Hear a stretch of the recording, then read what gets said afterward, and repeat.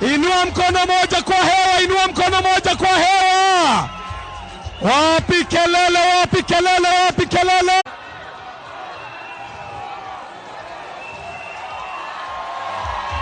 Karibisha mheshimiwa kwa hewa. Asante. Hey!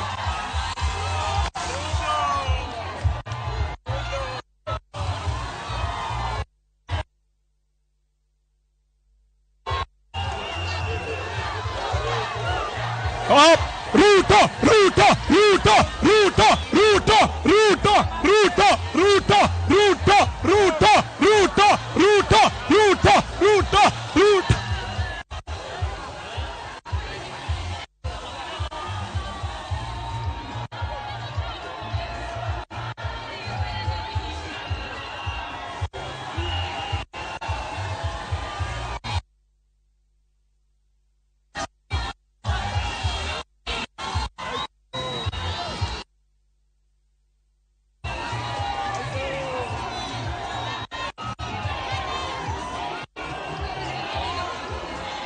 Haya DJ, haya DJ, haya DJ. Kama uko hapa inua mkono moja kwa hewa. Weka mkono yako kwa hewa, tunaomba. Weka mkono kwa hewa, tuombe. Haya, tuombe pamoja. Haya, tunaomba wote. Tunaomba wote. Haya, hebu tuombe. Inua mkono moja kwa hewa, tuombe. Hebu tuombe. Oh God of all creation, bless this our land and nation. Justice be our shield and defender. May we dwell in unity, peace and liberty. Plenty be found within our borders. Mungu nguvu yetu, ilete baraka kwetu. Haki iwe ngao na mlinzi, na tukae na undugu, amani na uhuru. Raha tupate na ustawi. Nikisema hasla, unasema Ruto. Hasla, hasla. Nikisema Ruto, unasema Kenya kwanza. Ruto, Ruto. Haya, nataka kwa safari hii nimlete kwenye jukwaa Mheshimiwa Rafton, aingie kwenye jukwaa. Haya. DJ nitayarishia hii. Asante. Haya. Huyu ni Mheshimiwa Rafton. Tufanyie. Bwana asifiwe. Mko poa? Munapenda dancehall reggae? Weka mkono juu, weka mkono juu, weka mkono. Everyone, me I bless you. Everyone, me I bless you. Everyone. Twende. Kamũkũnji, are you ready? Are you ready? Twende. Me just really bless and the Almighty. Every time I think about her name, me feel nice. Me just a bless and the Almighty. Sakaja, yeah. Every time I think about her, you me feel nice. What you are Kamũkũnji, wake up. DJ. Weka sema Mungu Baba tuomba, muko tayari? Shika jirani yako mkono, weka juu namna hii. DJ achilie iende. Sema DJ achilie iende, tuende kazi Kamũkũnji. Wapi nduru? Kamũkũnji siwasikii. Kamũkũnji siwasikii. Kila mtu weka mkono hapa ya Ruto. Tunaenda kila mtu. Siwasikii. Kila mtu imba. Haja hapa tuende. Kila mtu twende. Kamũkũnji. Wapi ya Sakaja wewe? Twende. Aya. Wapi ya DP Ruto wapi?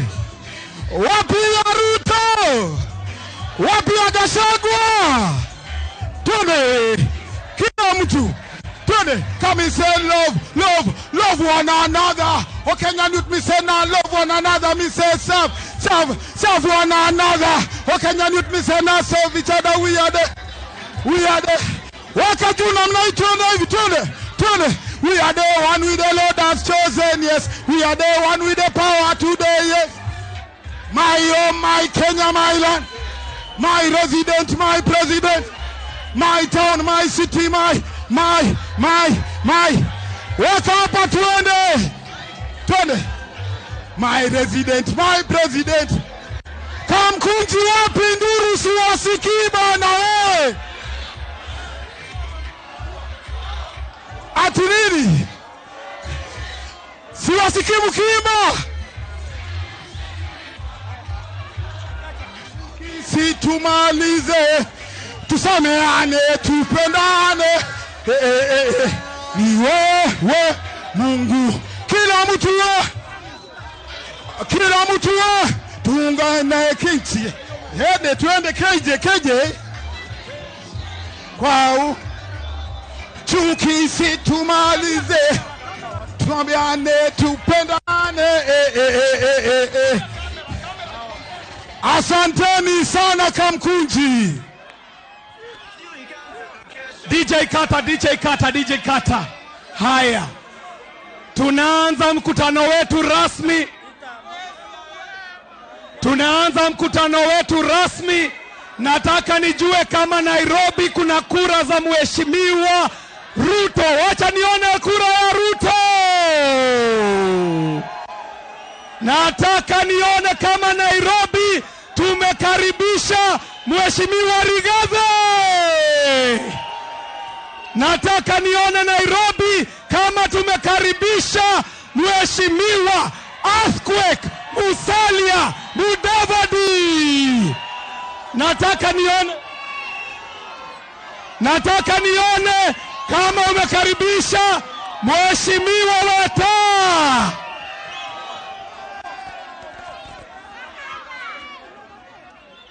Kwa wakati huu nataka niwaletee mheshimiwa seneta mtarajiwa wa Nairobi ili aweze kutupeleka mbele ya Mungu kwa maombi. Tafadhali nataka nisikie kelele ya mheshimiwa Bishop Margaret Wanjiru. Wabinduru ya mama wa jiji. Haleluya. Sini wafurahi kuwaona. Muko sawa. Muko gangari. Muko UDA. Haya, na tuombe pamoja. Baba, ni katika jina la Yesu Kristo tunakukabidhi huu mkutano. Tunasema ni asanti kwa wema wako na fadhili zako na utukufu wako. Tukiendelea na mkutano, tunaomba neema, tunaomba kibali, tunaomba mmoja wa kura ya Agosti tarehe 9. Tutembee pamoja kama jiji la Nairobi na tuchague chama ya UDA tukiwa katika mlengo wa Kenya Kwanza. Tunakabidhi wakubwa wetu kwa mikono yako na watu wote kwa mikono yako, na tunasema ni asanti kwa wema wako katika jina la Yesu Kristo aliye hai, na zote tuseme amen. Haya, inua mkono moja juu, sema the glory is here. Nawapenda, nitakuja kuomba kura ama ni aje?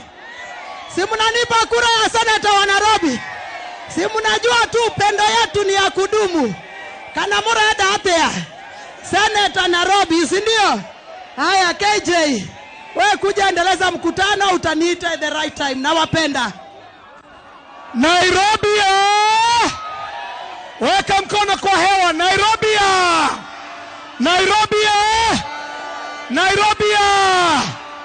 nataka nisikie kelele ya Kenya Kwanza. Mwaniaji wetu wa kiti cha gavana ndani ya Nairobi sio mwingine bali ni mheshimiwa Johnston Sakaja. Nataka tuisikie sauti ya mheshimiwa gavana mtarajiwa. Haya, Inua mkono moja kwa hewa, inua mkono moja kwa hewa. Sakaja! Sakaja! Sakaja! Sakaja! Sasa tulia usikize gavana wako, mwanzie mwenzako. Haya. Wapi kelele ya Johnston Sakaja? Aya.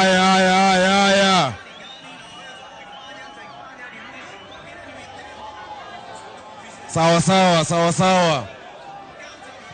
Nikisema UDA, mnasema Kenya Kwanza. Nikisema Kenya Kwanza, mnasema pesa mfukoni. UDA, Kenya Kwanza, pesa mfukoni, sina hiyo? Wangapi wamefurahi kuona William Ruto leo? Tuone kwa mikono. Nikisema Ruto, mnasema siku zote. Ruto. Sakaja. Nairobi mmeamua. Nairobi tumeamua.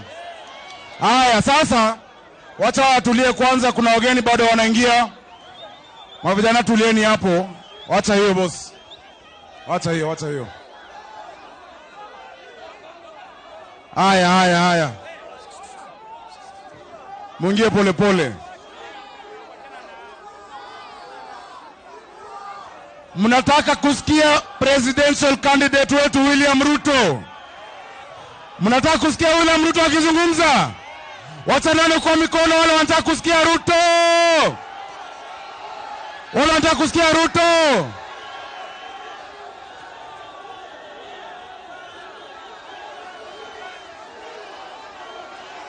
Aya, tulieni nyinyi.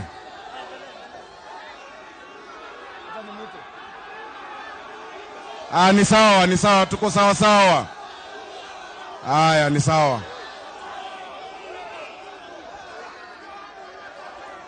Tulieni, hapa tuko Nairobi.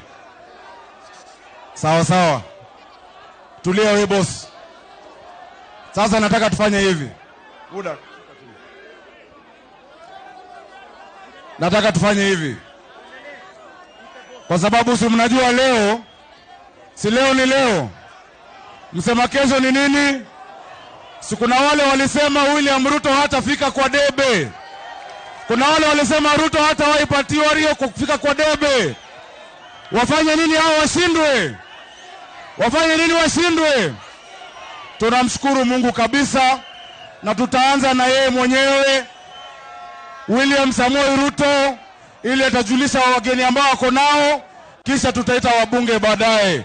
Nataka tumkaribishe the 5th President of the Republic of Kenya, William Samoei Ruto.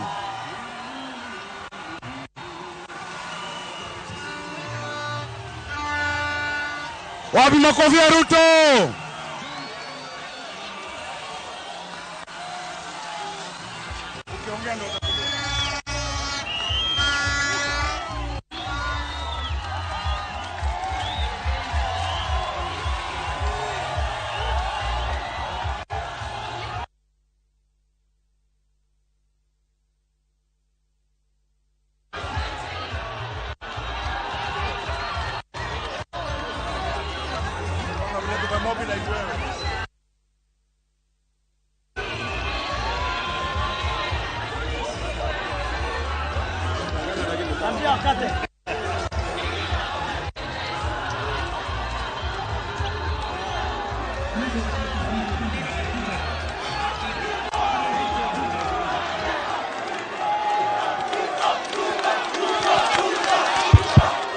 Aya,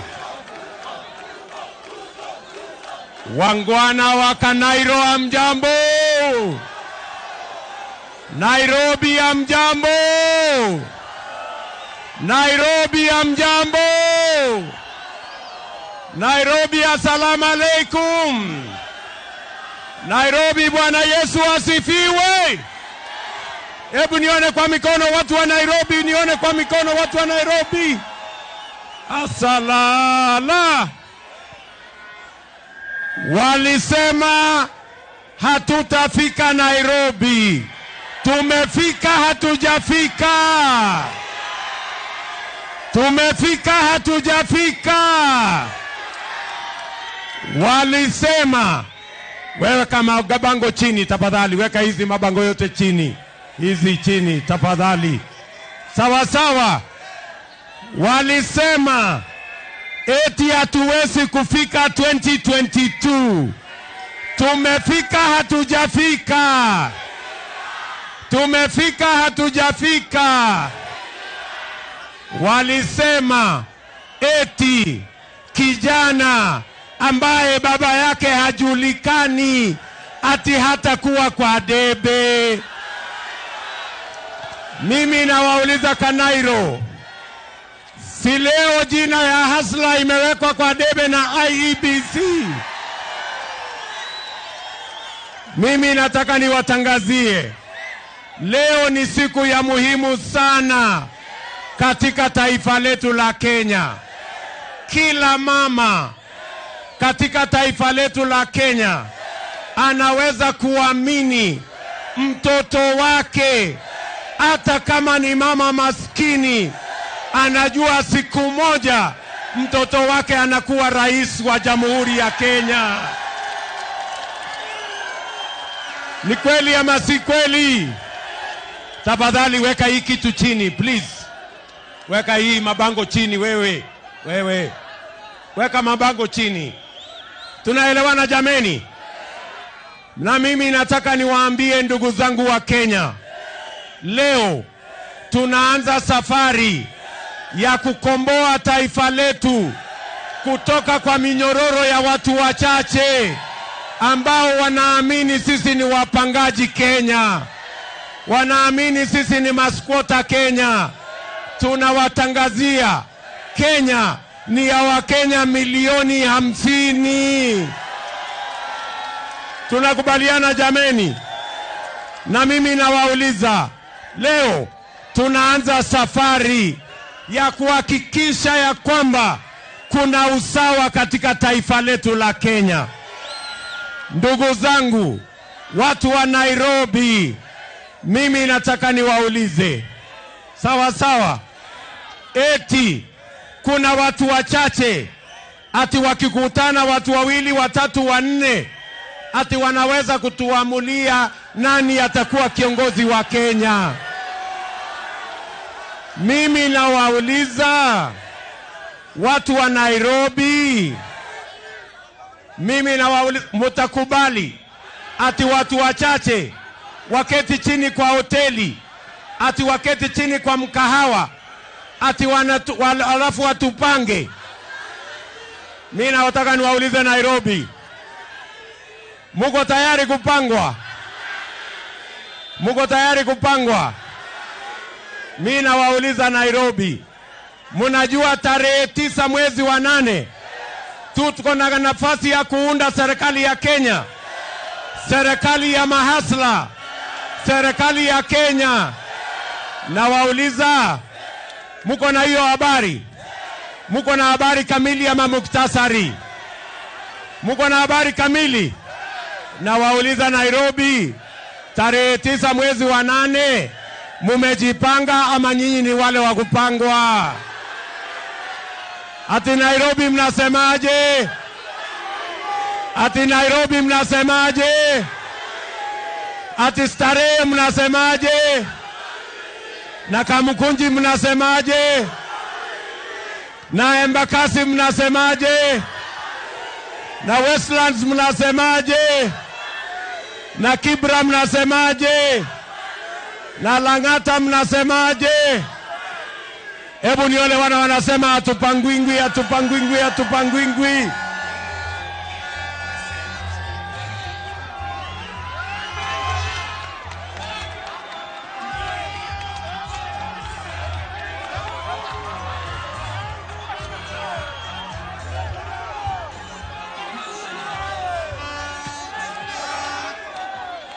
Aya, tumekubaliana Kanairo?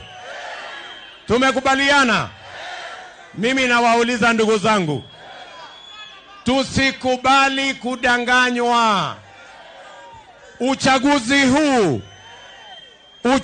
huu ni uchaguzi wa kuamua uchumi ambayo itabeba kila mwananchi kutoka chini kwenda juu, kutoka chini kwenda juu, kutoka bottom. Mimi nawaambia hawa ambao tunashindana na wao eti wanasema, tafadhali nyinyi vijana, tafadhali please, tafadhali tuache maneno mingi, sawa. Mimi nawauliza wangwana wa Nairobi, tumekubaliana? Wale tunashindana na wao wanajaribu kutuambia ati kazi yao ya kwanza watatumia bilioni 40 ati kubadilisha katiba ndio vyeo ipatikane ya kina Kalonzo na wengine. Mimi nawauliza Nairobi, nyinyi mnataka tubadilishe katiba kwanza ama tubadilishe uchumi kwanza? Munasema tubadilishe katiba ama uchumi? Munasema tubadilishe katiba ama uchumi? Katiba ama uchumi? Katiba ama uchumi? Wale wanasema tubadilishe uchumi kwanza, nione kwa mkono. Sawa. Na mimi nataka niwahakikishie ya kwamba ajenda yetu kama Kenya Kwanza, na mnaona tumesimama hapa na Wakenya kutoka pembe zote, tumesema hatuwezi kuuziwa ukabila, hatuwezi kuuziwa uoga, hatuwezi kuuziwa ukora. Utapeli utaisha Kenya ya siasa. Tunakubaliana Nairobi? Nimesikia ati wale tunashindana na wao ati wanatuambia shida yetu ni ile ya 1963, ati ujinga, ati njaa, ati mambo ya matibabu, mambo ya magonjwa. Mimi nataka niwatangazie wa Kenya, ndugu zangu wa Kenya, mimi nawatangazia hivi, na nataka niwaambie wale watu wa kuzimia, shida yetu si ujinga tena. Nataka niwaulize wangwana wa Kanairo, bado kuna mtu mjinga? Kuna wajinga Nairobi? Kuna wajinga Kenya? Nataka niwaambie watu wa kuzimia, mzee wa kitendawili, tafadhali, ujinga sio shida ya Kenya tena. Wakenya wengi wamesoma, wako na diploma, vijana milioni 5, wako na certificate na degree. Shida ya hawa vijana sio ujinga, shida ya hawa vijana ni ajira na biashara. Ama namna gani watu wa Kanairo? Ni kweli ama si kweli? Ni kweli ama si kweli? Mimi nawauliza, ati wanatuambia ati shida ya Kenya ati ni umaskini. Mimi nataka niwaambie watu wa kuzimia, shida ya Kenya sio umaskini tena. Shida ya Kenya ni kwamba tuko na model ya uchumi inaitwa trickle down, inatengeneza matajiri wachache na watu mahasla wengi. Tunawaambia suluhisho iko Kenya Kwanza. Suluhisho iko katika bottom up, ile ambayo itafanya Wakenya milioni karibu 20 wanaopata shilingi 100, 200, ili tuweze kuwainua na tuweze kuwapanga na pesa ya serikali, ili kila mwananchi aweze kupanda ngazi ya uchumi katika ile mpango ya bottom up. Ndio tunasema mwaka huu tunaweka pesa ya serikali bilioni 50 kwa biashara ya mama mboga, kwa biashara ya mtu wa bodaboda, kwa biashara ya mtu wa kiosk, kwa biashara ya mtu wa saloon, kwa sababu tunataka tuwainue kila Mkenya kutoka bottom twende up. Bottom. Bottom. Watu wa bottom up, nione watu wa bottom up. And I want to say for the record, our friends in the Kuzimia Triangle, they are telling us the problem of Kenya is poverty. We want to tell them the problem of Kenya is inequality. The model of economy we have ran for the last 60 years, and even the President of America, Joe Biden, now says the trickle-down economic model has not only failed in America, but we want to say it has also failed in Kenya. It has created a few billionaires and millions of ordinary citizens. And that is why we are saying in this election, we are voting for the economy, and we are voting for the bottom-up economic model that will lift millions of citizens of our great nation from a paltry 100 and 200 shillings a day to 1,000, 2,000 shillings a day earning by sorting out their credit, sorting out the environment of doing business, and making sure that laws protect the businesses of every Kenyan, irrespective of the size of that business. Tunaelewana jameni? Wangwana tunaelewana? Wangwana tunaelewana? Na ndio we are saying in Kamũkũnji today. We are saying in Kamũkũnji today, the challenge of our nation is no longer ignorance. The challenge of our nation is millions of young people who are out of school, 5 million of them by today's count, who have certificates, diplomas, and degrees, and they have no opportunity to work. And that is why we are saying, as Kenya Kwanza, this challenge of unemployment has been a challenge for far too long. And that is why we are saying this year, we will invest 100 billion Kenya shillings to make sure our young people have jobs in manufacturing, in agro-processing, in value addition, in housing, because we believe in the enterprise, the hard work, the talent of the millions of the young people of our nation. Vijana mnanisikia? Vijana mnanisikia? Mtu asikuja hapa akasema kijana Tibi mwambie no. Tunaelewana? Mwambie vijana wa leo wanataka kupangiwa ajira. Na mimi nauliza kwa unyenyekevu, watu wa Nairobi, vijana wa Kenya, musikubali kutumiwa vibaya.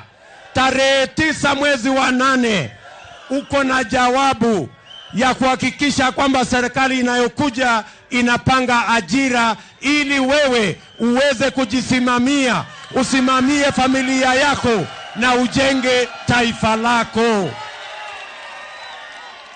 Kanairo tumekubaliana? Kanairo tumekubaliana? Nataka niwaambie vile vile, wale watu wa Kuzimia, wengi wao hawajawahi kulala njaa hata siku moja. Hawajawahi kulala njaa hata siku moja. Hawajui kulala njaa ni nini. Ndio mnasikia wanatuambia ati wataendelea kukopa pesa, ati wataendelea kujenga concrete, ati wataendelea na ile mpango ya capital intensive programs and infrastructure projects. Sisi tunawaambia, sisi ambao tumelala njaa, we want to invest in our people. We want to invest in their enterprise.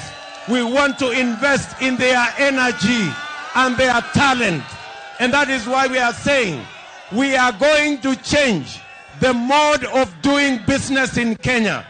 We will no longer borrow. We will stop the borrowing spree. And instead, we will ask our friends to invest in our country, because we will create the environment for them to invest in our country. And we are going to agree with them, and all resources shall be targeted towards labor-intensive infrastructure programs in housing, in agro-processing, in value addition, in manufacturing, so that we can create jobs for our young people and we can put money in the millions of citizens of our country instead of the capital-intensive programs that puts money in the pockets of a few connected Kenyans. Tunakubaliana watu wa Nairobi? Tunakubaliana? Tatizo la tatu ambayo lazima tutatue, lazima tupunguze gharama ya maisha. Lazima tupunguze gharama ya maisha. Tupunguze gharama ya unga. Tupunguze gharama ya mafuta ya kupikia. Tupunguze gharama ya sukari. Tupunguze gharama ya maisha Kenya. Mahasla wanalala njaa. Familia nyingi zinalala njaa. Watu wengi wanalala njaa. Ni kweli ama si kweli? Ni kweli ama si kweli? Na ndio tunasema kama Kenya Kwanza, tutaweka pesa ya kutosha kwa kilimo. Tutapunguza gharama ya mambo ya mbolea na mbegu. Ikuje hapo shilingi 2,000.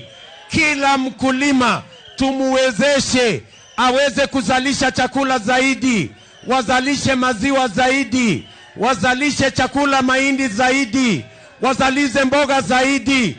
Tuhakikishe ya kwamba chakula inafika hapa sokoni ikiwa bei nafuu, ndio kila Mkenya aweze kulisha familia yake. Ni kweli ama si kweli?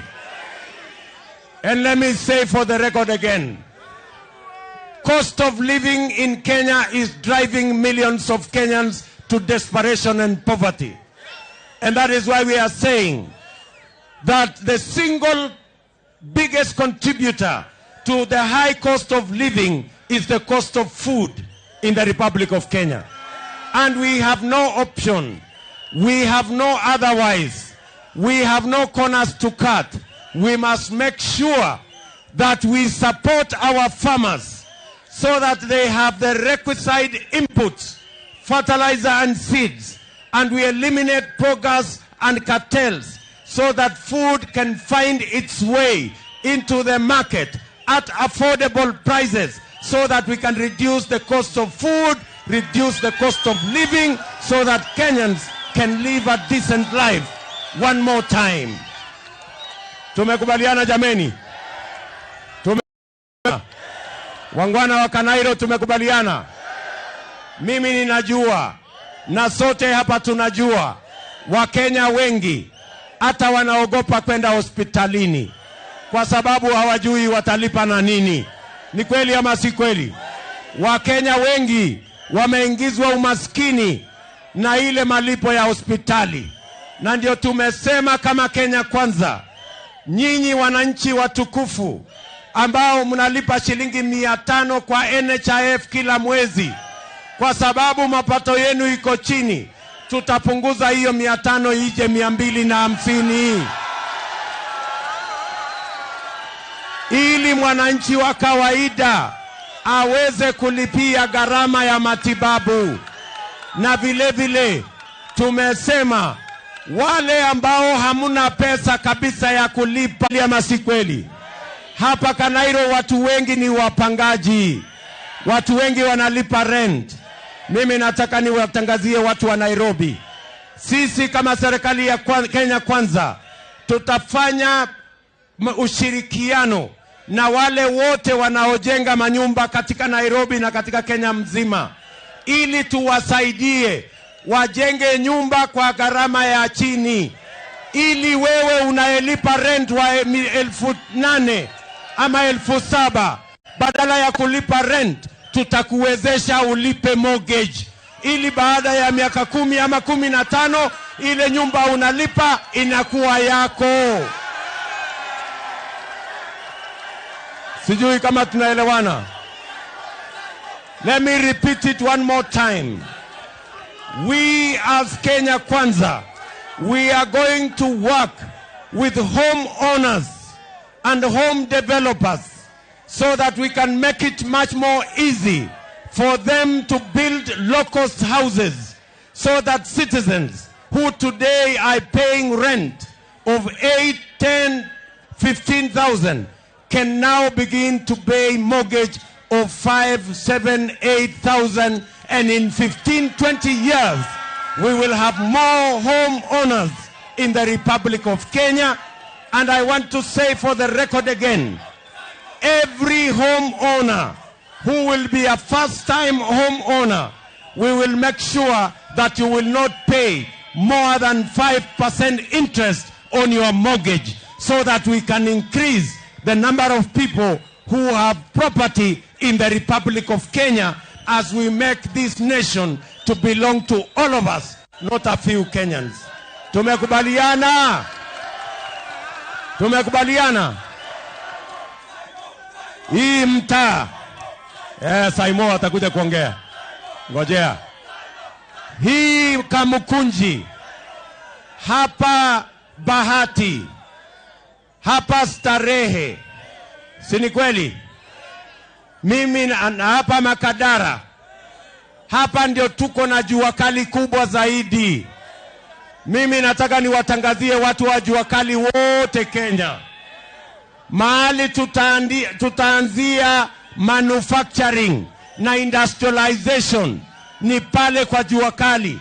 Tuko na Wakenya milioni 3 tayari ambao wanafanya kazi pale jua kali. Na mimi nataka niwatangazie wanajua kali wote ya kwamba serikali yenu ya mahasla, kwa sababu hao watu wa jua kali ni mahasla, serikali yenu tutaweka pesa ya kutosha kuwatengenezea mahali ya kufanya biashara yenu, na tuwaunganishe na TVET zetu ili muwe na skills na muwe na mahali ya kufanya hiyo biashara. Ndio mambo ya manufacturing.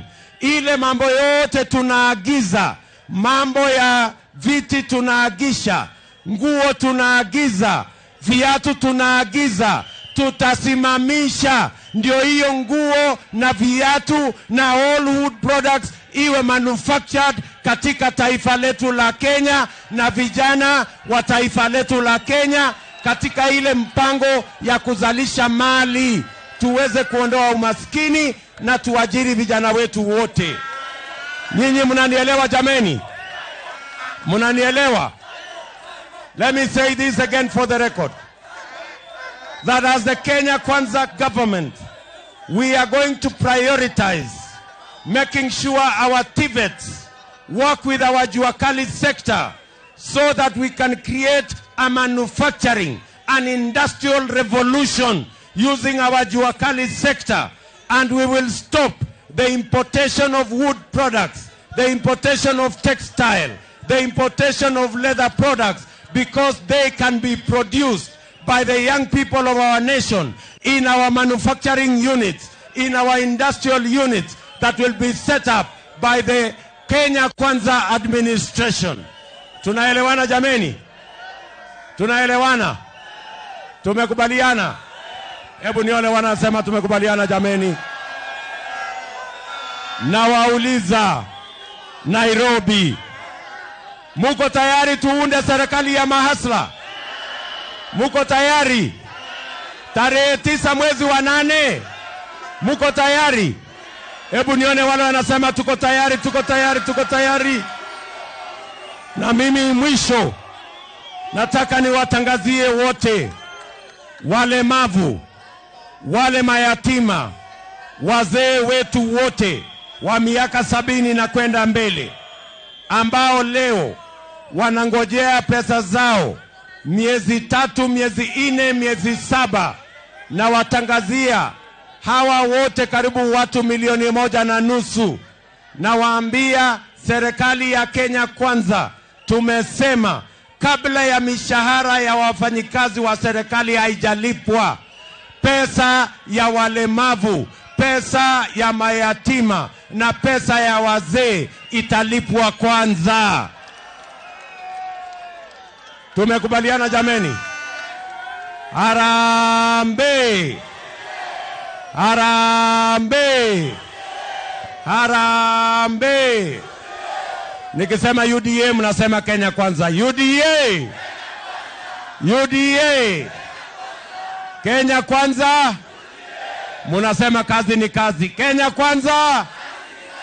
Kenya Kwanza. Kazi ni kazi. Pesa mfukoni. Kazi ni kazi. Kazi ni kazi. Kanairo tumeamua. Nairobi mmeamua. Ni kuzimia ni Kenya Kwanza. Ni kitendawili ama ni hasla? Ni kitendawili ama ni hasla? Hebu nione wanasema ni hasla, ni hasla. Mimi nataka nichukue nafasi hii niwashukuru hawa viongozi wenzangu. Si mnaona Mheshimiwa Musalia Mudavadi yuko hapa? Nataka nimshukuru rafiki yangu Mheshimiwa Musalia Mudavadi kwamba mbali na vitisho, mbali na mambo ya bribery ambao walikuwa wanataka kuendesha na viongozi wetu, wamekataa na wamesema Kenya Kwanza kwa sababu lazima tukomboe taifa letu. Nataka nimshukuru ndugu yangu Mheshimiwa Amason Kingi kutoka kule Pwani. Tumekubaliana na wapwani ya kwamba tutaweka pesa kwa budget ya serikali ya Kenya kununua ardhi ile ya absentee landlords, ili watu wa pwani wawache kuwa maskota katika nchi yao miaka 50 baada ya uhuru. Nataka nimshukuru ndugu yangu Alfred Mutua ambaye ameamua tunatembea kama Kenya Kwanza. Mbali na vitisho, mbali na mambo yale mengine, muungwana huyu Alfred Mutua ameamua ni Kenya Kwanza na ni wananchi wa Kenya Kwanza. Nataka nimshukuru ndugu yetu Moses Masika Wetangula, mbali na vitisho mingi ameamua vile vile mambo ni Kenya Kwanza. Nataka nimshukuru ndugu yangu Justin Muturi kwa sababu amesimama na sisi. Nataka nimshukuru deputy wangu shujaa, muungwana, mtetezi ya wananchi, Mheshimiwa Rigathi Gachagua kwa sababu ya kujitolea na kusimama imara. Nataka nimshukuru Iron Lady Mama Alice Wahome kwa sababu amesimama na Hustler Nation. Nataka nimshukuru wamama wote ambao wamesimama na Kenya Kwanza. Mama Tabitha Karanja, Mama Susan Keheka, Mama Faith Ketau, Mama Millicent Omanga, wamama wengi wamesimama. Mama Margaret Wanjiro, Mama Jane Kihara, Mama Haika Mizigi, wamama wetu ambao wamesimama na kusema Kenya Kwanza.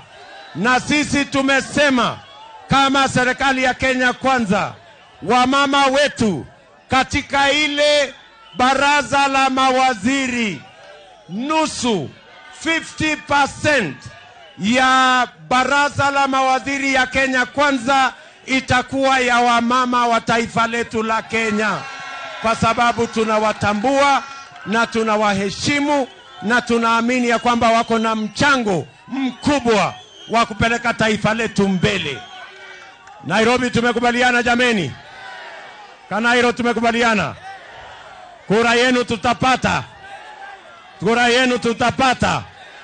Na pia tuko na ndugu yetu Moses Kuria Jamba ya Rorere yuko area, na Mheshimiwa Kabogo na vijana wengi, vijana Ndende Nyoro yuko hapa, rafiki yangu wa dhati ambaye leo atasimamia kama chief agent ya mpango yetu yote, Profesa Kithure Kindiki, jamaa muungwana ambaye anatembea na sisi.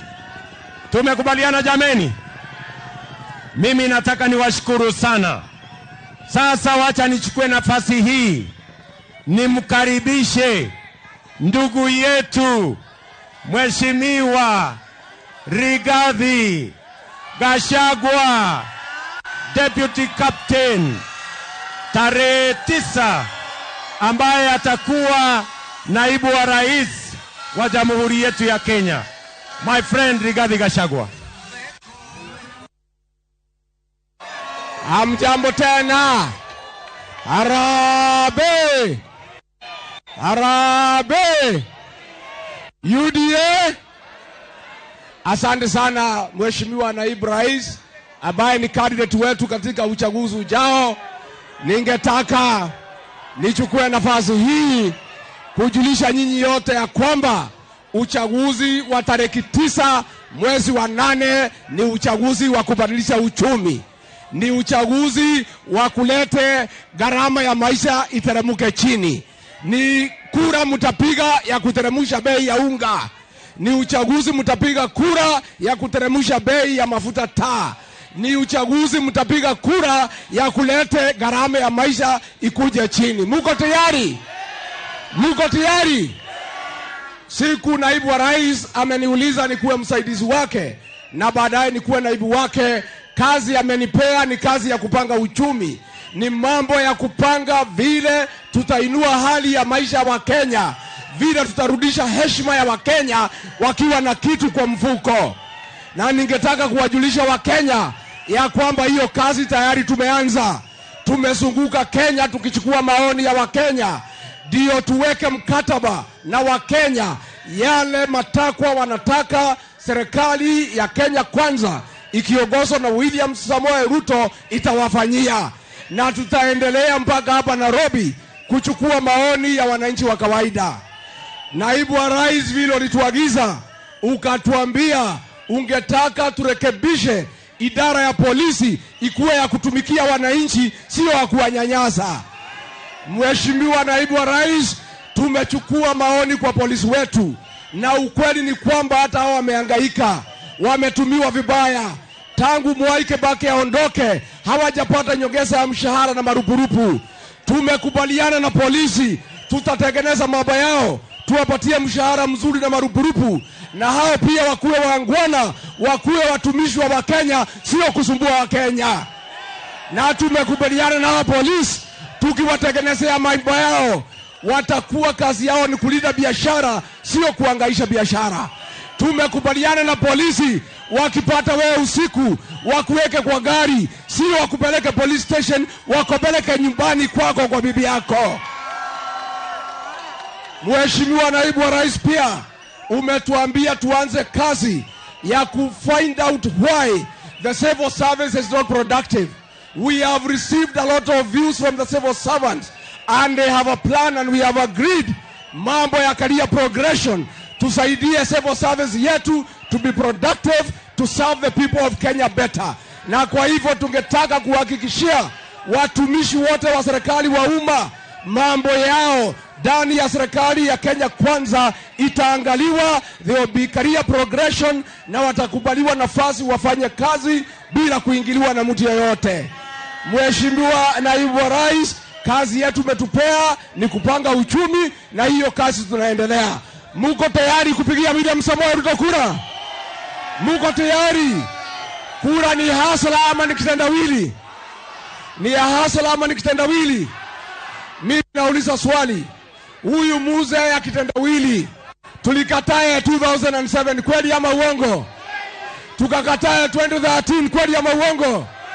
2017 akamwagwa na Uhuru Kenyatta. Nyinyi mkiangalia atawezana na huyu hasla? Atawezana na hasla? Swali la pili, hii Kenya tukiangalia bahali imefika, tuko na deni ya 11.2 trillion. Watu 14 million wako kwa Fuliza, wako kwa CRB. Kazi ya hii Kenya, hii mzee ya miaka 80 ataweza kweli? Ataweza? Mkutano ya baraza la mawaziri huanza saa 2 mpaka saa 11. Huyu mzee akiingia saa 2, akiingia mkutano saa 2, akifika saa 5 amelala hajalala. Amelala hajalala. Harambee! Harambee! Mtatuchagulia gavana wa Kenya Kwanza. Anaitwa nani? Anaitwa nani? Mtatuchagulia senata wa Kenya Kwanza. Anaitwa nani? Anaitwa nani? Mtatuchagulia wabunge wa Kenya Kwanza. Anaitwa nani? Harambee! Harambee! Asanteni sana, Mungu awabariki.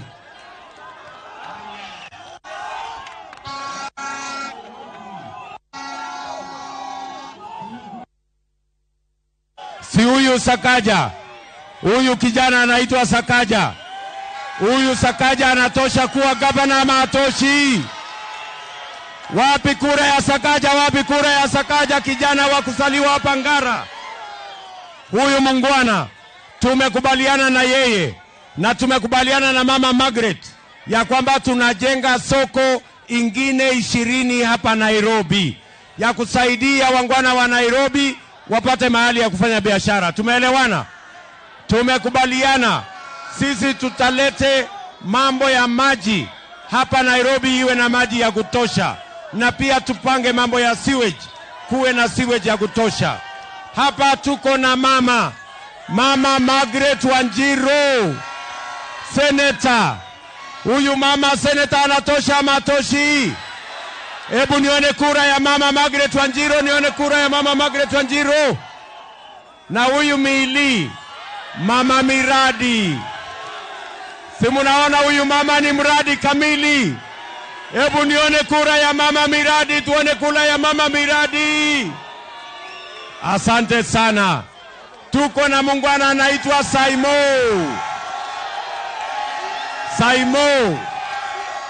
Saimo anatosha ama hatoshi? Saimo anatosha ama hatoshi? Tuko na Nixo generali kutoka kule Lang'ata. Huyu mungwana anatosha ama hatoshi?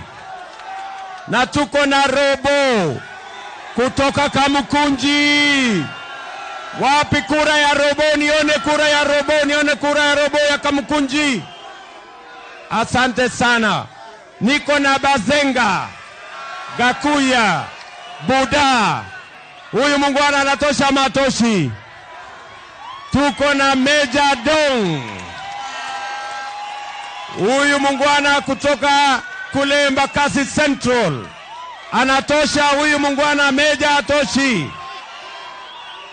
Tuko na John Njoro wa kutoka kule Kasarani. Njoro anatosha ama hatoshi? Tuko na kijana Swagmaster, kijana Theuri wa Embakasi West. Huyu Theuri anatosha ama hatoshi? Tuko na wakili mheshimiwa, si mnajua huyu wakili anatosha bwana Havi ama hatoshi? Kule Westlands. Tuko na kijana Francis Mureithi. Huyu ndio atatembeza ule kelele mingi nyumbani. Tuko na kijana Boaz kutoka kule Ruaraka. Huyu mungwana anatosha ama hatoshi? Tuko na Kalumba wa Embakasi South. Huyu mungwana anatosha ama hatoshi? Na tuko na KJ wa kule Dagoretti South. Tuko na Billion wa kutoka kule Mathare. Wapi nduru ya Billion wa Mathare? Tuko na Madafu. Huyu mzito anatosha ama hatoshi?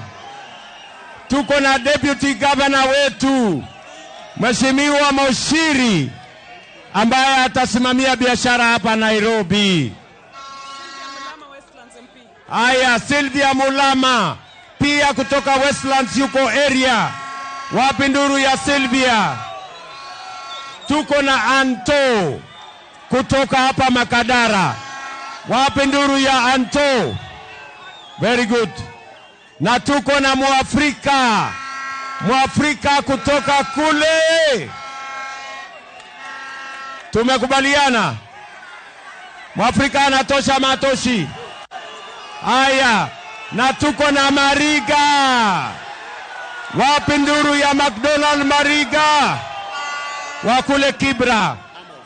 Na tuko na ndugu yetu Amos kutoka Dagoretti North.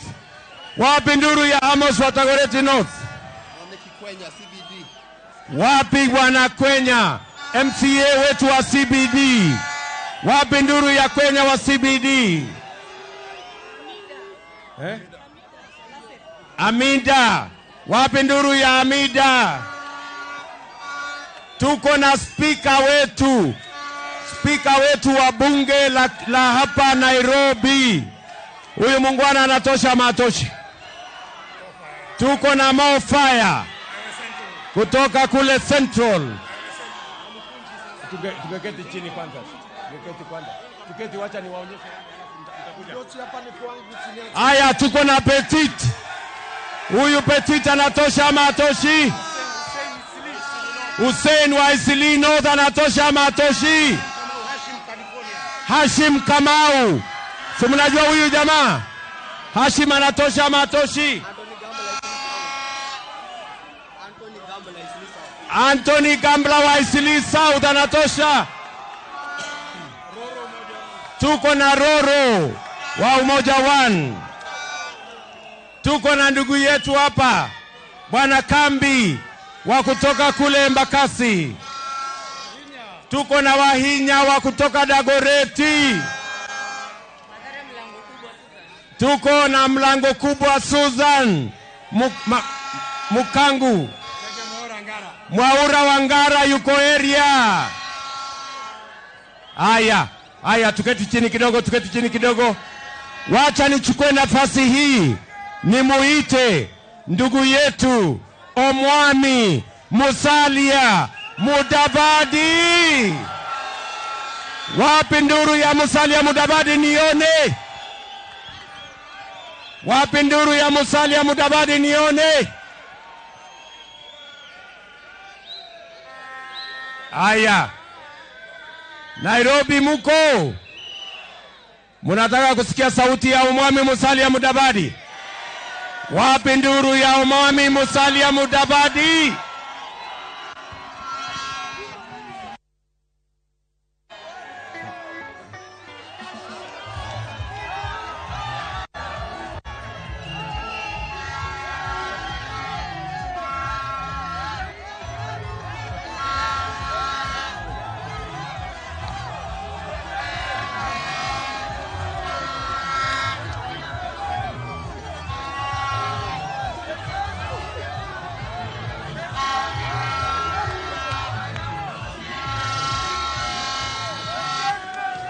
Haya. Wamanyarosi leader. Ni bosi wo. Asante sana. Nairobi muko? Kamũkũnji muko? Leo ni maajabu. Halaiki ya watu ambao wajaonekana Kamũkũnji hivi. Nataka nisikie earthquake ile ya Nairobi. Tunataka wale waazimiwe wapate kizunguzungu. Si namna hiyo? Hebu weka mkono juu. Zungusha kwa nguvu. Sema earthquake. Earthquake. Earthquake. Earthquake. Asante sana. Leo Kenya imejua kwamba Kenya Kwanza imetingiza taifa la Kenya. Mimi nataka niseme mawili tu, kwamba tarehe 9 mwezi wa 8 mwaka huu tumesalia na miezi miwili na siku chache. Nataka sisi wote tuamue kwa kasi kwamba tutapiga kura tumalize uchaguzi kwa raundi ya kwanza, ili tarehe 10 Raila aende nyumbani na mheshimiwa Uhuru aende Gatundu na Ruto aunde serikali. Tunakubaliana? Tunakubaliana? Tunakubaliana? Hebu sema round 1. Round 1. Round 1. On the 9th of August 2022, there shall only be one round. Tunaelewana kabisa? Round moja peke yake. Neno la pili, sisi tunataka tuunde serikali kwa sababu hawa jamaa wameharibu uchumi.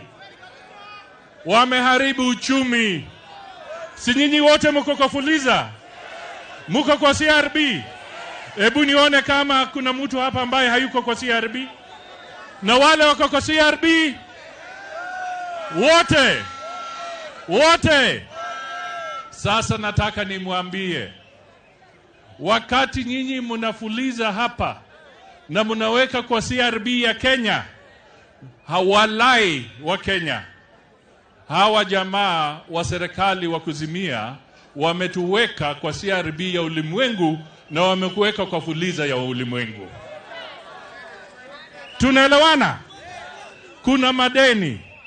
Wewe Mkenya hapa, nitoboe ama nisitoboe? Nitoboe ama nisitoboe?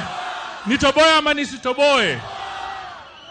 Unajua wakati hii serikali ilianza kukopa, dola moja ilikuwa inatoka shilingi 100 za Kenya. Wa Kenya, wakati huu tunaongea, dola moja inagharimu shilingi 120. Yani tukilipa madeni ya nje, tulikopa dola ikiwa shilingi 100. Lakini sasa tukilipa, tunalipa na shilingi 20 juu yake. Wametuhadaa ama hawajatuhadaa? Wametuhadaa ama hawajatuhadaa? Na ndio kwa sababu bei ya sukari imeharibika. Na ndio kwa sababu petroli imeharibika.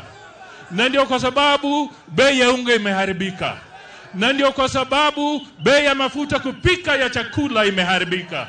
Ndugu na dada, tarehe 9 mwezi wa 8 ni round 1. Round 1. Round 1. Tunaelewana? Sisi wenyewe tujikomboe. Tujiondoe kwa hii hali ya ufukara. Hawa jamaa wamekopa hiyo expressway, hiyo barabara ya orofa hapale. Tunasema sawa, tuko na barabara ya orofa, lakini ukweli wa mambo ni huu. Na wewe nisikize vizuri, Mkenya ambao unanisikiza. Wakati mradi huo ulibuniwa, tenda ilikuwa inaonyesha kwamba hiyo barabara itagharimu 27 billion.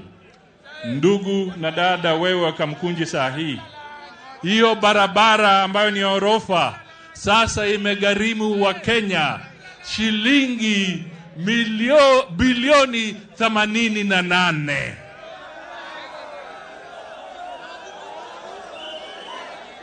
Bilioni ngapi? Sisi tunataka tupunguze madeni. Tunataka pesa zirudi kutoka ng'ambo. Tunataka pesa zije zisafishe Nairobi River. Tunataka pesa zije zipeane ajira kwa vijana. Na mimi nataka niwaambie, tumegundua ikiwa tunataka tufanye hivyo, ni lazima tufanye kazi na Mheshimiwa William Samoei Ruto. Tukasema tuachane na ubinafsi. Huyu jamaa alitengwa, alikuwa pale, akawekwa kando kwa sababu ya ukweli. Mmoja akakuwa rais wa kujiapisha kwa njia ya halali, na mwingine akakuwa rais kwa kujiapisha kwa njia isiyo ya halali. Wote wawili wakashikana, wakasema ni co-president. Hebu nisikize, wakasema ni co-president, wakawachana na deputy president. Tunaelewana? Sasa co-presidents, moja anaongeza bei ya chakula asubuhi na mwingine anaongeza bei ya mafuta usiku.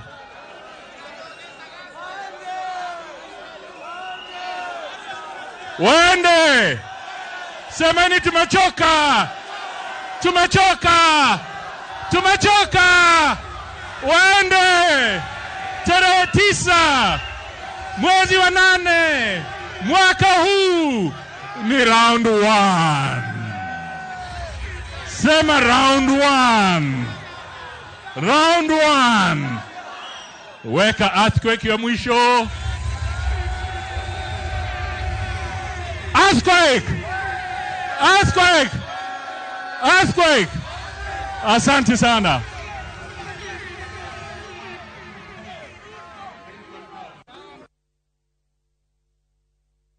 Kisha tuko na mfugaji number 1, kiongozi wa wafugaji wote Kenya, Mheshimiwa Aden Bare Duale, shujaa ambaye alifukuzwa kwa sababu ya kukataa kukana marafiki zake.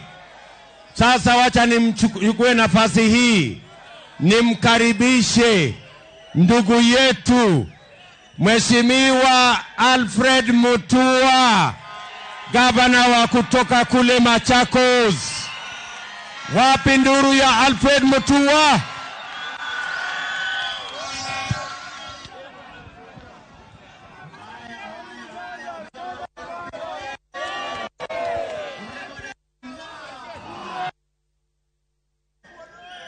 Nilikuwa kule Azimio. Nataka kuambia tofauti ya Azimio na Kenya Kwanza. Mko tayari? Mko tayari watu wangu? Number 1.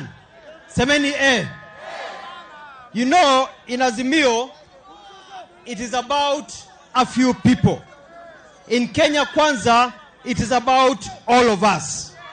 In Azimio, it is about the past. In Kenya Kwanza, it is about the present and the future reality of these people of Kenya. In Azimio, it is about dynasties. In Kenya Kwanza, it is about we the people. In Azimio, it's about indecisiveness and political games. In Kenya Kwanza, it is about straightforwardness and focused leadership of William Ruto. In Azimio, it is about jobs for a few rich people.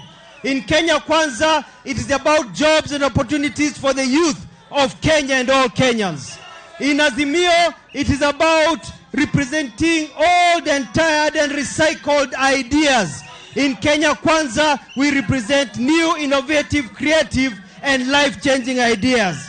In Azimio, it is about borrowing and enslaving us. In Kenya Kwanza, we represent an economic program of self-reliance like that of Mwai Kibaki. It is about the future of this country. In Azimio, it is about a continuation of the hardship that we are suffering. In Kenya Kwanza, it is representing a new hope and prosperity for this country. In Azimio, their candidate is a project. He is a project. In Kenya Kwanza, our candidate is a self-made, clever leader ambaye anajisimamia. Watu wangu, it is clear ya kwamba Kenya will only be better off with Kenya Kwanza. Mnanipata watu wangu? Hatuwezi bakia hapa kwa zile shida zilianza 1960s ambao wameshikilia huko. Sasa ni wakati wa mabadiliko. Sasa ni wakati wa kujifikiria wewe na mimi, si ndio? Sisi tumeteseka ya kutosha. Na mwisho nataka kusema hivi. Hawa wakora wanafikiria kwamba wanaweza rig. Wacha niwaulize. Huyu William Ruto ni mjanja, si ndio? Amekuwa kwa serikali. Huyu Musalia Mudavadi amekuwa kwa serikali. Weta amekuwa kwa serikali, si ndio? Muturi amekuwa kwa serikali. Kingi, hata mimi nilikuwa msemaji wa serikali, nimekuwa governor. Mnafikiri sisi ni wajinga? Wanafikiri wanaweza tutupanga? Na wanaogopa kwa sababu already Kenya Kwanza is leading. Kenya Kwanza is taking this by the grace of God. Na huyu jamaa anaitwa William Samoei Ruto. Mnamuona? Huyu hasla ni jamaa mpoa, jamaa anajua kazi na mtu ambaye anapenda wa Kenya. Wangapi wanampigia William Ruto kura? Wangapi wanampigia William Ruto kura? Bila kura. Asante na Mola wabariki.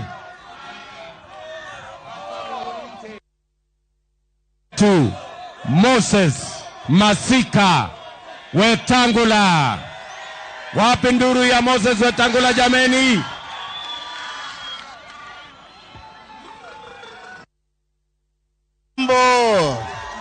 Hamjambo tena. Hongera kwenu kwa kutoka kwa wingi. Leo tuko hapa katika Kamũkũnji Historic Grounds. Hapa ndio tulikuwa na first liberation. Hapa ndio tulikuwa na second liberation. Na leo tuko hapa on a mission for economic liberation of Kenya. Liberation ambayo itabadilisha maisha ya mwananchi wa kawaida. Kenya iko na changamoto mingi. Wananchi wanalala njaa. Chakula bei haiwezekani kwa mwananchi wa kawaida. Even for the last 40 years, hata bei ya chumvi serikali ya Uhuru imeongeza. Hiyo ndio shida tuko nayo hapa Kenya. Na tunakuja hapa ndugu wa Kenya kuwaambia mabadiliko ni sasa. Kwa sababu tumewaletea timu ambayo inaelewa kule tunatoka, kule tuliko, kule tunaenda. Sisi hatuji hapa kuambia hadithi ya historia. Tunakuja hapa kuambia ni nini tunataka kufanya pamoja na nyinyi kama partners. Tunaleta ajira namna gani? Tunazalisha chakula namna gani? Tunapunguza madeni ya nchi yetu namna gani? Tunaleta ajira kwa vijana namna gani? Tunabadilisha Nairobi yetu namna gani? Tunamupa heshima Mkenya namna gani? Hiyo ndiyo tunatafuta. Kwa sababu Kenya yetu haitajengwa na wageni. Itajengwa na sisi wenyewe. Kwa kuungana, kwa kushirikiana. Kitu cha kwanza lazima tufukuze ukabila kati yetu. Kitu cha pili lazima tulete heshima kati yetu. Hakuna njaa ya Mluya, hakuna njaa ya Mkikuyu, hakuna njaa ya Mjaluo, hakuna njaa ya Msomali. Njaa ni njaa, na ikikufikia unauma kama mtu yeyote. Kwa hivyo tukiwa hapa leo, tumewaletea ndugu yetu William Samoei Ruto. Yeye ndiye sisi zote tumerudi nyuma, tumejinyima, tumesema awe captain wetu. Tumesema hivyo kwa sababu tunajua anaweza na atatuongoza vizuri. Kwa hivyo kutoka leo, those doomsday conspirators ambao walikuwa wakasema Ruto hatafika kwa debe, leo amepewa idhini ya kwenda kwa debe. And I want to tell our people that today is a day like no other, because we stand here proud as one. We stand here proud as a nation. We stand here proud as a family of people who know where they're going. Na kule tunaenda ni kubadilisha maisha yetu. Lazima uchumi wa Kenya ubadilike. Na mimi nimemwambia rais wetu ambaye anakuja wa awamu ya 5 Bwana Ruto, we must change the way we are pricing our public projects in Kenya. Hii njia ya gorofa yenye imezungumziwa, hiyo njia ni fraud ya kwanza kabisa ambayo tutachunguza. Kwa sababu wale wa China wamebomoa njia iliyokuweko, wamejenga gorofa yao, alafu wameongezwa bilioni 9 kurekebisha ile njia waliharibu. Hii ni pesa ambayo imeinua maisha ya wananchi. Sisi kama nchi tumepoteza heshima yetu kwa mataifa majirani zetu. Serikali yetu itaangazia uhusiano wa kipekee kwa nchi za Afrika Mashariki, Uganda, Rwanda, Burundi, Tanzania, Kongo, Ethiopia, South Sudan. Hapo ndio tunafanya biashara yetu. Hapo ndio tutasaidia vijana wetu kwenda kutafuta mali na kurudi Kenya. Na tunawaambia vijana wetu, kutoka leo tukiingia kwa serikali, kijana yeyote ambaye anataka kwenda huko nje atapewa passport within the shortest time possible kwenda kutafuta kazi. Sawa sawa. Nikimalizia, ndugu zetu wa Kenya, I want to beg you, this game is not over until it is over. hatutashinda bila kura yako. Hatutashinda bila kura yako. Hatutashinda mama bila kura yako. Tarehe 9 mwezi wa 8, rauka asubuhi, kila mtu aangushie kura ya President William Samoei Ruto. Na hapa Nairobi, gavana wetu tunamuombea Johnston Sakaja. Tuko na mama Bishop mwenye anataka kuwa seneta wetu. Tuko na mama Miradi, mama ambaye ni Millicent Omanga, tunamuombea kura. Na iko kijana yangu hapa anaitwa Saimo, huyo ni rafiki yangu pia, anamuombea kura. Asante, Mungu awabariki. Wangapi wanasema kura ni ya Ruto? Thank you.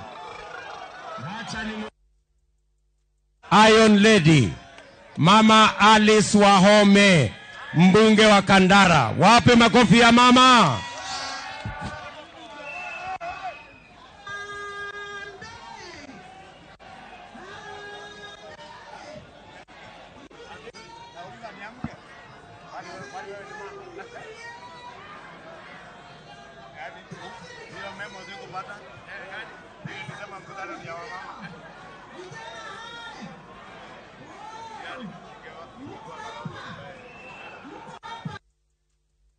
Kenya Kwanza, mumejitokeza tuude serikali tarehe 9 mwezi wa 8, serikali ya Kenya Kwanza tukiongezwa na William Samoei Ruto. Wangapi ni wa William Samoei Ruto hapa Kenya Kwanza? Niko na mambo mawili. Wakati hii serikali imeudwa, ni lazima tuweke maneno biashara ya vijana, tuongeze pesa na ile faida itolewe ndio vijana waingie kwa kazi mwezi wa 8. Mnakubaliana na mimi? Mnakubaliana na mimi? Ingine, the housing scheme, mortgage provision, when we come up with packages that will give the youth, those packages that we shall give women must not have any requirement for deposit. Tukichukua mortgage, tutasema tuanze kulipa hapo bila deposit, si ndio? Vijana, nataka nimuulize, nyinyi mutakaa chonjo, mutakaa ngangari, mutachunga kura ya William Ruto? Kwa hivyo tuambie Chebukati tutamsupport kama pia atachunga kura ya William Ruto. Wakina mama wa Kenya, I want to speak to the women of this country, and I want to assure the women that the whole Kenya Kwanza government will ensure that women will be on the table. Tukigawa serikali, women, vijana, wale wanaishi na ulemavu watapata minimum ya ile 1/3 kwa ile cabinet. Tuko na wamama 50-50. Makofi kwa Kenya Kwanza. 50-50 kwa Kenya Kwanza.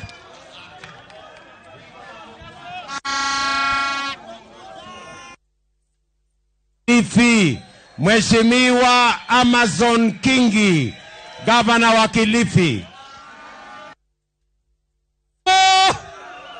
Mambo Nairobi, nataka niwaambie hivi. On this day, on this historic ground, safari inanoa nanga hapa. Leo mahustlers wanaanza safari ya kujikomboa wenyewe. Hivi leo mama mboga ameanza safari ya kujiinua. Hivi leo vijana wa boda wameanza safari ya kujiinua. Hivi leo vijana wetu ambao wamesoma na hawana ajira, leo hii wanaanza safari ya kujitafutia ajira. Manaki ndani ya serikali ya Kenya Kwanza tuna agenda. Nataka niwaambie hivi Nairobi, Kuanguka kwa Ruto ni kuanguka kwa mama mboga. Kuanguka kwa Ruto ni kuanguka kwa vijana wa boda. Kuanguka kwa Ruto ni kuanguka sote sisi mahasla. Kwa hivyo nataka niwaombe, Nairobi nisikilizeni. Haitoshi kujaza kiwanja kama hivi. Hii ni 9. 10 la muhimu ni tarehe 9 mwezi wa 8. Tutoke kwa wingi tumchague William Samoei Ruto kama rais wa 5 wa Jamhuri ya Kenya. Wapi kura ya Ruto hapa? Wapi kura ya Ruto? Wapi kura ya Ruto? Asanteni, tunawapenda, tunawaenzi na Mwenyezi Mungu atutangulie katika safari yetu. Asanteni sana. Chane muite ndugu yetu Mheshimiwa Aden Duale kutoka Garissa na Kenya. Watu wa Nairobi hamjambo? Asalamu alaikum. Bwana asifiwe. Walisema Ruto hatafika uchaguzi. Amefika hajafika? Ukichagua Ruto na Kenya Kwanza, utatusaidia kuokoa na kukomboa nchi yetu kutoka cartels ya uchumi ya nchi. You must help the Kenya Kwanza team to revive the economy. You must elect William Ruto to implement the bottom-up economic model. Hata rais wa Marekani amesema, Barack Obama na huyu wa sasa wamesema maneno ya kutoka juu uchumi kuja chini haiwezekani, haisaidii nchi. Lazima tumnue uchumi wa nchi kutoka chini mpaka juu. Asanteni sana, asanteni sana. Ya pili, ukichagua Ruto, vijana wa Nairobi munisikie, ukichagua Ruto na Kenya Kwanza, tutatengeneza ajira kwa vijana wetu. For many years and many successive governments, they never cared about the youth and unemployment. Ukichagua Ruto na Kenya Kwanza kwa uchaguzi wa Agosti, we will bring an end to extrajudicial killing ambayo watoto wetu wanauliwa kiholela kila siku. Hapa Kamũkũnji na Starehe na Nairobi vijana wanauliwa kiholela. Ukichagua Ruto, hiyo itakoma.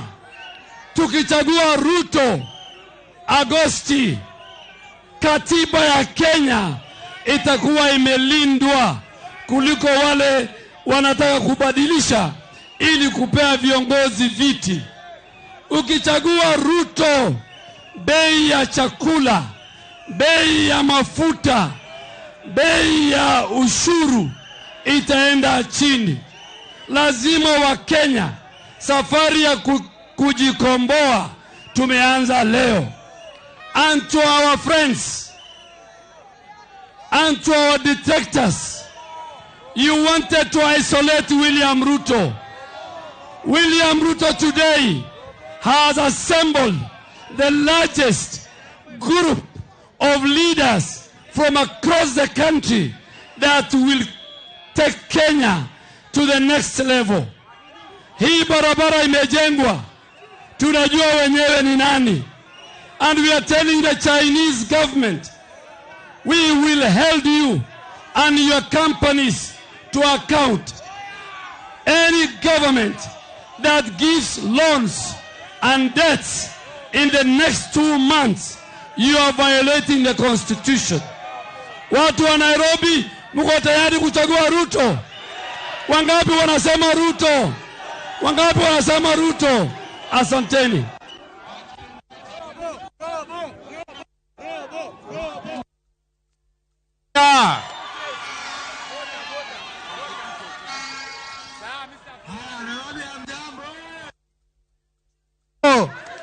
Leo ni siku ya maana na leo ni siku ya kihistoria.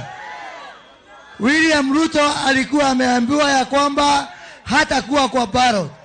Yule minister wa Azimio wa mambo ya vijana Atuoli alikuwa amesema ya kwamba hataingia kwa ballot.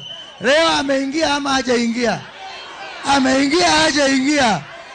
Leo ndio siku ya kwanza katika safari ya kuzika madharau Kenya hii. Wale watu ambao wanafikiria tulikuja hapa duniani kuwatumikia, safari yao inakatika leo. Tulikuwa hapa mwaka wa 1990 wakati wa second liberation. Kenya imebadilika, lakini kuna kitu kimoja hakijabadilika. Story ya Raila ni ile ile. Hiyo miaka yote story yake haijabadilika. Wakati alianza kusimama kura 1997, wale watu walizaliwa hiyo mwaka, sasa hivi wako na miaka 25 na bado anajaribu kutafuta kura. Tunataka kumwambia Raila Odinga, my friend, tutakuzika. We will bury you. We will bury you.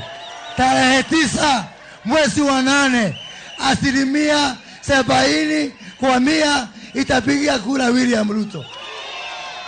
Na pia tuseme, you cannot continue to do things in the same way and you expect different results. Wakati wa kuanza kuangalia maisha yetu ni sasa. Nyinyi ni watu wa bottom up. Unajua hii Kenya tuko na watu wawili. Tuko na watu wanaongoza na pombe, hao ni wa bottom up. Na tuna watu wa bottom up wa kuangalia maslahi ya wananchi. Nyinyi ni wa bottom up. Hebu nijeni kwa mkono. Asante sana, Mungu awabariki.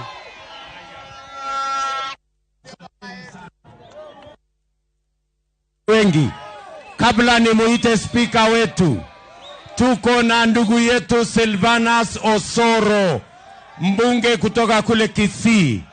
Tuko na Mathias Robi, mbunge kutoka Kuria. Tuko na gavana wa Singishu, Bwana Mandago.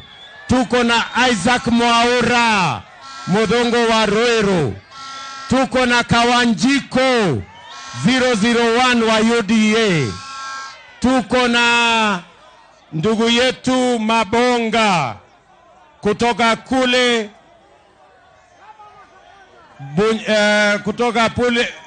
kule Bumula. Wacha nimuite ndugu yetu sasa, Speaker wa National Assembly, Mr. Oda mwenyewe, Justin Muturi.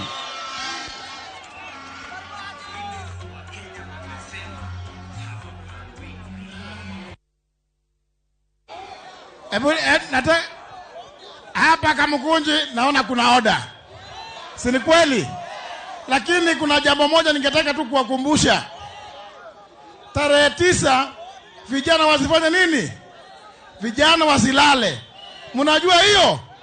Vijana msilale. Lale lale vijana msilale. Bado mapambano mapambano mapambano. Bado mapambano mapambano mapambano. Asante sana vijana. Nawaambia msilale kwa sababu mumesikia kama ruwaza yetu ya captain wetu Mheshimiwa William Ruto ni ya kuzindua na kubadilisha vile tunapanga mambo ya uchumi wetu, kufaidi majority vijana, kutafutia vijana nini? Ajira. Kwa hivyo ndio sababu nawaambia vijana msilale. Mwaka wa tarehe 9 mwezi wa 8 tuhakikishe kwamba tumemuingiza Mheshimiwa William Ruto katika ikulu. Na mimi nataka kuambia watu wa Nairobi na Kenya kwa jumla, mimi yale nasema ni ukweli mtupu. Ukweli mtupu. Nataka kutoboa hivi. Mheshimiwa Rais Uhuru Kenyatta alituambia kwamba, na akaambia wa Kenya, na hata siku tulikuwa pale Bomas of Kenya, aliambia wa Kenya kwamba waliposalimiana na Raila walikubaliana ya kwamba tarehe 9 mwezi wa 8 2022 wawili wataenda nyumbani. Hiyo ni ukweli mtupu. Sasa nani amendanganya mwingine? Sasa mimi naanza kuwaomba watu wa Nairobi na watu wa Kenya, kwa sababu hivyo ndivyo waliagana, mtusaidie kupeleka wote wawili pension, watakula pension nyumbani, waende retire. Tunakubaliana hivyo Nairobi? Hebu nione wale wanasema tupeleke wawili nyumbani. Mmoja tutapeleka nyumbani kikatiba kwa sababu hawezi mama, mwingine tutapeleka nyumbani kwa kura yenu. Ni kweli wananchi? Hebu nione kura ya William Ruto, kura ya hasla. Jamani, kwa sababu naona umeamua.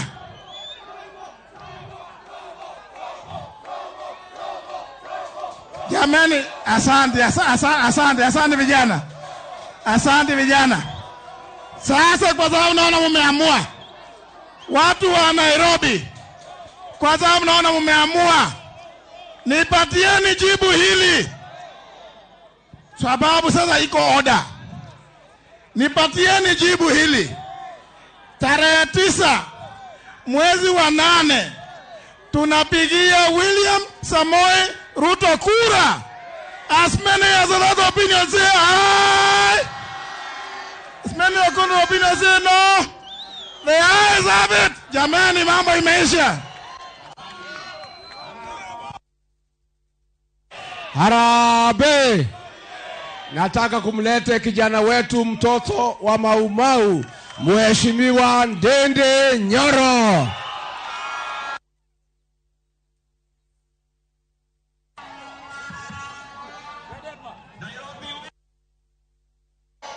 Nairobi woye! Kanairo harambe! Harambe! UDA! Asanteni sana. Mimi nafurahi sana siku ya leo kufika hapa Kamũkũnji, na nimeona Kenya imeamua. Kama capital city imeamua namna hii, nimeona Kenya ni Kenya kwanza. Na vile tumejipanga, naona vizuri kabisa that Kenya kwanza itashinda na 70% and above in the 9 of August. Na tunaambia wale tunabishana nao kwa hii kiti, tukiwashinda, kwa sababu tunawashinda na kura mingi, hakuna vijana Kenya wa kutumia na njia ya kurusha mawe, na hakuna vijana Kenya ya kuandamana, na hakuna vijana Kenya wa kung'oa reli. Kama una plan kung'oa reli, ung'oe reli ya kwako nyumbani.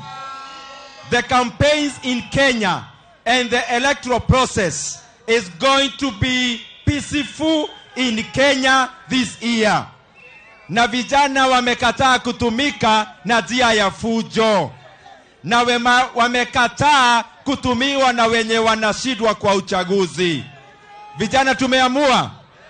Ya mwisho, Kenya Kwanza is a coalition of changing the economy and fortunes of all Kenyans.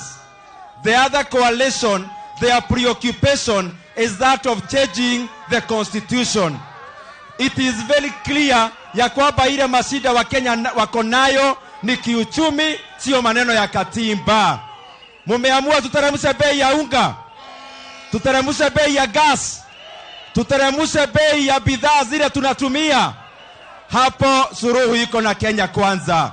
Na ya mwisho, vijana tuko adwanyoba mwehaha nitamuria na gitio. Jambe no etagwo Sakaja, oyo ni muthoni wa wito, ona ndimwitaga Gacanja, tumuthure ta gavana wa Nairobi. Nitamuria na gitio Bishop Wanjiru, tumuikia kuwa tuweke senator. Millicent Omanga nake atuike women rep wito, na Robo nake atonyiterere Kamũkũnji, na Saimo nake anyiterere Starehe. Maundu ni Kenya Kwanza, maundu ni Kenya Kwanza. Na William Ruto, na kia nyone kura cia William Ruto, hata nione kura ya William Ruto.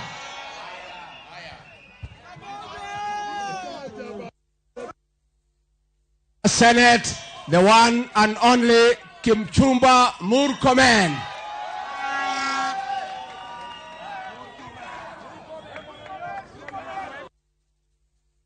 Haya, Nairobi hoye!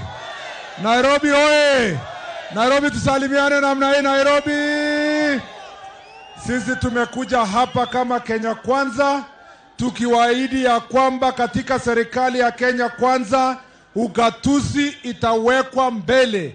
Tutahakikisha ya kwamba pesa za kaunti zimekuja kwa wakati na tumefikisha 35%, na kuhakikisha pesa hizo za kaunti zitatumiwa kujenga cottage industries ili kusaidia vijana wapate kazi na kuinua wanabiashara huko mashinani. Tunawaomba Wakenya mtupigie kura. Tunajua tayari ile msingi imewekwa, na vile tunaangalia tutashinda kama Kenya Kwanza na 70%, na tunawaomba tushikane pamoja, kwa sababu tofauti yetu na wale, sisi tunaweka msingi watu wa chini. Tunaamini kwa mwananchi wa kawaida, na tunaamini kwamba uchumi wetu lazima ujengwe kutoka chini kwenda juu. Asante sana Nairobi, tunawapenda, na ninawaomba kwa heshima mupigie rafiki yangu huyu Johnson Sakaja akuwe gavana wenu, na mama wetu Margaret Wanjiru akuwe senator, akuja afanye kazi na sisi, na mama Millicent Omanga ambaye ni shujaa akuwe women rep ya hapa, na Robo na Saimo wakuwe wabunge. Asanteni sana na Mungu wabariki.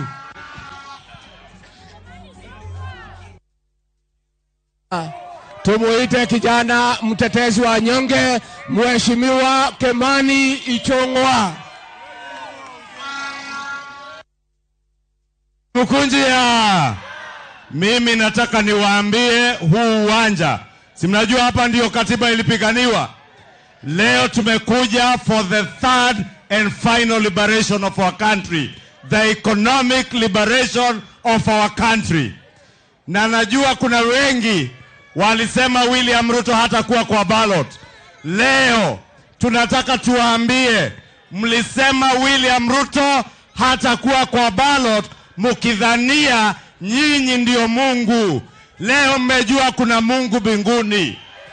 Kuna Mungu hakuna. Na tunataka tuambie leo kutoka Kamũkũnji, William Ruto sio kwa ballot peke yake atakuwa. William Ruto tarehe 9 mwezi wa 8 atakuwa State House Nairobi.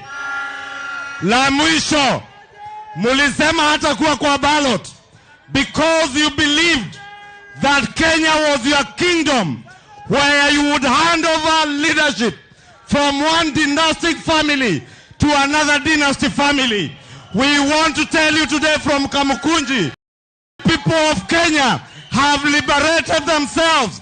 An ordinary hustler, a son of a nobody, a son of an ordinary Kenyan will be president of the Republic of Kenya come August.